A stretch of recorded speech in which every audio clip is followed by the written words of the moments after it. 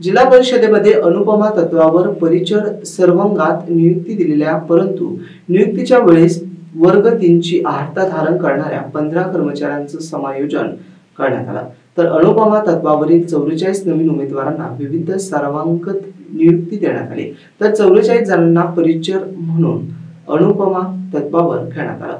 अशा एकूण 103 जणांना मुख्य कार्यकारी अधिकाऱ्यांनी तथा प्रशासक विकास मीना यांच्या अध्यक्षतेखाली तसेच सामान्य प्रशासक विभागाचे उपमुख्य कार्यकारी अधिकारी सुदर्शन तुपे यांच्या मार्गदर्शनात त्यांना नियुक्ती देण्यात आली।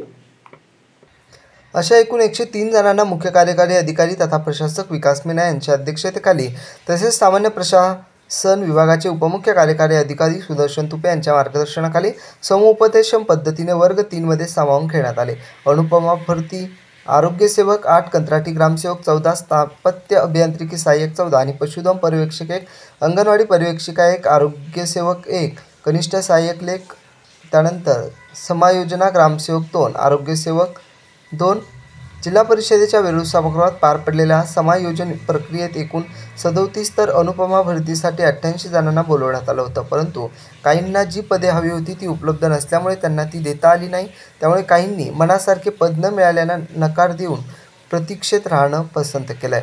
त्यात ग्रामसेवक पदासाठी पात्र असूनही आरोग्य सेवक हेच पद पाहिजे यासाठी पंचायत समिती सिल्लोड येथे कार्यरत अमोल विश्वनाथ कावळे यांनी नकार दिला। अनुपमा तत्वावरील कार्यरत कर्मचाऱ्यांना समुपदेशनाद्वारे त्यांच्या सोयीनुसार पदस्थापना देण्यात आल्यामुळे प्रत्येक जणाच्या चेहऱ्यावर समाधान बघायला मिळत होतं। Bureau report, AI news, Chhatrapati Sambhajinagar.